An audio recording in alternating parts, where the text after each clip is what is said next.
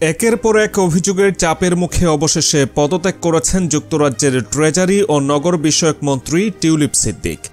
গত কয়েক সপ্তাহ ধরে বেশ সমালোচনা চলছে তাকে নিয়ে। তার পদত্যাগের পরও এই সমালোচনা শেষ হয়নি। এমনকি টিউলিপের কারণে ব্রিটিশ পার্লামেন্টে নিজ দলের সদস্যদের তোপের মুখে পড়েছেন প্রধানমন্ত্রী কিয়ার স্টারমার। কারণ টিউলিপ প্রধানমন্ত্রী স্টারমারের খুব কাছের বন্ধু হিসেবে পরিচিত ছিলেন। এবার টিউলিপ ইস্যুতে মুখ খুলেছেন বর্তমান বিশ্বের অন্যতম শীর্ষ ধনকুবের এবং বৈদ্যুতিক গাড়ি নির্মাতা প্রতিষ্ঠান টেসলার প্রধান নির্বাহী কর্মকর্তা সিইও ও সামাজিক যোগাযোগ মাধ্যম এক্সের মালিক ইলন মাস্ক। 15 জানুয়ারি বুধবার সোশ্যাল মিডিয়া প্ল্যাটফর্ম এক্সে দেওয়া এক পোস্টে তিনি বলেছেন, ব্রিটেনের ক্ষমতাসীন লেবার পার্টি দুর্নীতি বিরোধী মন্ত্রী নিজেই একজন দুর্নীতিবাজ।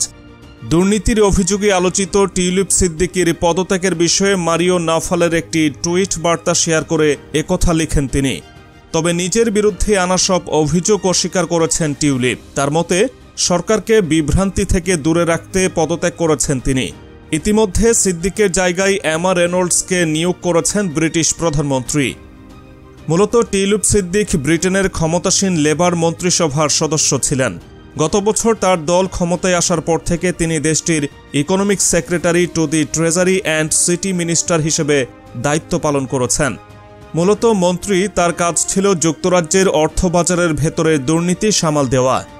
যুক্তরাষ্ট্রে অল্পসংখ্যক অতিধনীর বিপজ্জনক গোষ্ঠী শাসন প্রতিষ্ঠিত হচ্ছে, কিন্তু লন্ডনের ফ্ল্যাট থেকে আয় লুকানো, লন্ডনে আওয়ামী ঘনিষ্ঠ ব্যবসায়ীর কাছ থেকে বিনামূল্যে ফ্ল্যাট উপহার, ব্যারিস্টার আরমানের স্ত্রীকে হেনস্থা এবং অন্তঃসত্ত্বা এক সাংবাদিককে হুমকি দেওয়া সহ বাংলাদেশের রূপপুর পারমাণবিক বিদ্যুৎ প্রকল্পে দুর্নীতির অভিযোগ সহ নানা ধরনের অভিযোগ উঠতে থাকে টিউলিপের বিরুদ্ধে।